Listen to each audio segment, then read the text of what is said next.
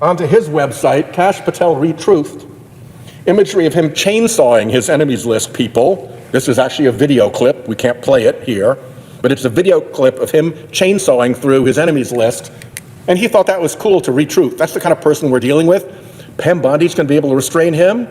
Not if she can't even say that Joe Biden won the 2020 election. This was his last comment. He said I'd misquoted him. To the press, we're going to come after the people in the media who lied about American citizens, who helped Joe Biden rig presidential elections, like he didn't win it. We're going to come after you, whether it's criminally or civilly. We'll figure that out. But yeah, we're putting you all on notice. That is what is coming to the Department of Justice. The FBI is in danger of being turned into the political enforcement weapon of this president, who is already breaking the law over and over again in just the last 2 weeks. Senator Whitehouse just sounded the loudest alarm yet, warning that the DOJ and FBI are being turned into Donald Trump's personal enforcement squad. And the most chilling part, he lays out exactly how the system is being bent from the inside, from loyalty tests to enemies lists. This isn't politics as usual. This is a warning shot. Get over was how things changed when she got to a topic that would have been sensitive to Donald Trump, something that would have gotten Donald Trump all twitchy. When she hit those topics, it was like, watching the plane fly into the Bermuda Triangle, and all the navs and comms go crazy. She couldn't say obvious things like, did President Biden win the 2020 election? That's an easy answer. Yes, he did, sir or ma'am. Super simple. When she can't say that, that's a sign. When she told us that there'd been a peaceful transfer of power, a room full of senators who had to flee this chamber because of the violence of January 6th and go and shelter in a secret location, and she had to tell us that there had been a peaceful transfer of power. Again, haywire. No predication, she said. She couldn't say there was no predication to go after somebody like Liz Cheney or Jack Smith. Predication is the key to being able to open a case like that. The predication is pretty apparent, or its lack is pretty apparent, and she could not agree that there was no predication to open a case. And last, she pretended that the candidate for FBI did not have an enemies list. He had an enemies list. He published his enemies list. He said that the people on his enemies list were criminals. He said that now it's time to go on the manhunt for the enemies that he identified on the enemies list. So when she can't state the obvious, it causes real concern. And it causes real concern because of the lawlessness of this administration already demonstrated in the first 2 weeks. She got a lot of questions about pardons. Would she support violent offenders in the January 6th attack on the Capitol being pardoned? And we were chastised for having asked such questions by our Republican colleagues who said, you're asking her ridiculous hypotheticals. That will never happen. Jim Jordan, oh, that wouldn't happen. The president would never do that. Over and over again, Republicans said, oh, that will never happen. Well, what happened? He pardoned the violent offenders. In fact, some of them are already up to no good again. We've got some arrested for assaulting police officers. We had some shot in a violent confrontation with police officers. This is just in the 2 weeks since their pardons. And here, soliciting a minor. That's the quality of people that the president was willing to pardon. So those pardons are another signal about a very strange and dangerous time that President Trump is taking us into. As my colleague from Vermont just mentioned, we've got these little characters, I call them the muskrats, running around in Treasury, running around over at USAID, getting into systems where they have no business, where apparently they're not not just able to get into the payment systems for Social Security and things like that, tax refunds, whatever, but they can actually manipulate the systems. And they can leave back doors so that Elon Musk can continue to access that data even after this raid by his little muskrats is over. We don't know the details of what they've done, but there are probably a great number of laws, including privacy laws, that they are violating by running around without proper authorization through these enormous accounting databases. And of course, the billionaires that helped bring Trump to office live off data. Now they've got access to one of the biggest data sets in the world. You think they're going to be responsible about that? I sure don't. Right now, in Rhode Island, funds are frozen and people can't get straight answers about how they'll ever get access to funding that has been duly appropriated, authorized, and obligated. The freeze of those funds by the president is now in violation of not one but two court orders. So the lawlessness is apparent, whether it's the muskrats running around in Treasury looking at everybody's files, or whether it's court orders being patently violated, or whether it's violent offenders being pardoned so they can go out and solicit minors again. I mean, the whole thing really calls for probity and good judgment and adherence to constitutional norms from an attorney general. And when she can't answer as simple a question as did President Biden win the 2020 election, my alarms go off. And they particularly go off when we get to her FBI director, Kash Patel. She suggested that she'd be able to rein him in. I have my doubts. He made completely preposterous explanations of how his enemies list wasn't an enemies list, even though he had called those people criminals and that there would be a manhunt for them. He denied having a role with the J6 Choir, which was a singing group of violent attackers from January 6. And he had taken credit for producing their recording, but pretended he didn't know that they were January 6 violent attackers. He said that he assured us that FBI agents would be protected against political retribution, which was beginning as he testified, and which is going on at the department right now, massive, unprecedented political retribution. He won't tell us what he told a grand jury in proceedings in which he pled the Fifth Amendment. Well, if you plead the Fifth, and then you go into a civil proceeding, you having pled the Fifth is something that the civil attorney can use against you. It's called the adverse inference. A jury can draw the conclusion that the testimony that you would have given had you not asserted your Fifth Amendment privilege would be harmful to your case. They are legally available to reach that conclusion. A judge will instruct them that they may reach that conclusion. And here we are in the Judiciary Committee, and we can't get an answer from this guy about his grand jury testimony. We know he pled the Fifth, and what, are we not supposed to take the adverse inference that a regular jury would take from pleading the Fifth? It is a mess. This guy, Patel, went into a court in Colorado to testify for Trump. How'd he do when he went in front of that court and testified? Well, the presiding judge said that he, I'm quoting here, was not a credible witness. His testimony was illogical and was, quoting again, completely devoid of any evidence in the record.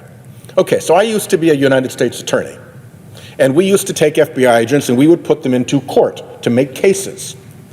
If an FBI agent working for me had gotten that kind of a response from a Rhode Island district judge, that he was incredible, that he was making testimony that was illogical, that he could not be believed, there would be repercussions.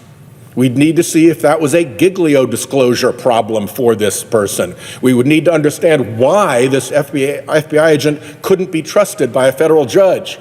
This isn't just an agent, this is the guy who wants to run the FBI. So to trust Pam Bondi to rein in a character like this, who has virtually no experience that would qualify him to lead the FBI, says former Attorney General Bill Barr, who has ideas that are ludicrous, absolutely unqualified for this job, untrustworthy, an absolute disgrace to even consider him. A guy who ran onto his website, Kash Patel Retruthed, imagery of him chainsawing his enemies list people. This is actually a video clip. We can't play it here, but it's a video clip of him chainsawing through his enemies list. And he thought that was cool to retruth. That's the kind of person we're dealing with. Pam Bondi's going to be able to restrain him? Not if she can't even say that Joe Biden won the 2020 election. This was his last comment. He said I'd misquoted him.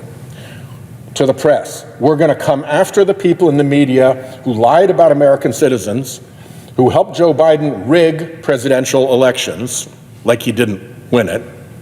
We're going to come after you, whether it's criminally or civilly. We'll figure that out. But yeah, we're putting you all on notice. That is what is coming to the Department of Justice. The FBI is in danger of being turned into the political enforcement weapon of this president, who is already breaking the law over and over again in just the last 2 weeks, and a woman who cannot say that Joe Biden won the 2020 election, I believe, is not going to be able to restrain this kind of misbehavior, let alone the kind of misbehavior we are seeing out of the Oval Office. So, what Whitehouse did in that speech was basically pull back the curtain and say, this isn't normal. And if we pretend it is, we're in trouble. To really get what he's warning about, you have to think about what the Department of Justice and the FBI are supposed to be.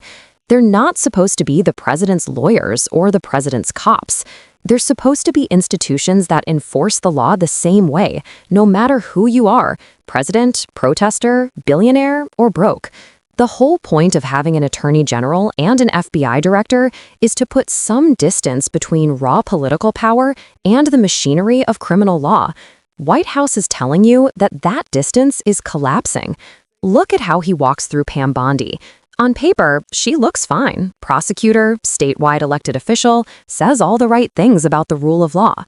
But then he points out the moment where everything shifts, when the questions touch Donald Trump's ego and grievances. Can you say Joe Biden won the 2020 election? Can you say there was not a peaceful transfer of power on January 6th? Can you admit that there's no legal basis to open cases on Trump's political enemies just because he's angry at them? Those aren't obscure legal puzzles. Those are basic reality checks. Any independent, grounded attorney general could answer them instantly. The fact that she can't or won't is the first red flag. It's not about her intelligence, it's about her willingness to bend truth in order to stay in Trump's good graces. And if the person at the top of DOJ is already calibrating her answers around Trump's feelings instead of facts, that's how an institution slowly gets turned into someone's political shield and sword. Then Whitehouse takes that concern and pushes it one level deeper with Kash Patel. This isn't just any political appointee. This is the man Trump wants running the FBI, the place that controls investigations, counterintelligence operations, and federal criminal cases. Whitehouse lists out Patel's record like a prosecutor building a case. He maintained an open enemies list. He talked about manhunts for those enemies.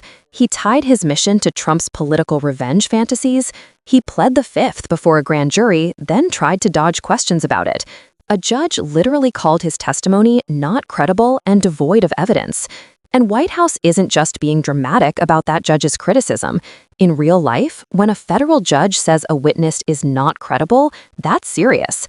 For ordinary FBI agents, that can affect whether prosecutors are allowed to put them on the stand again, because their name starts to raise what's called giglio issues. Basically, the defense can argue this person can't be trusted, and it might tank your case.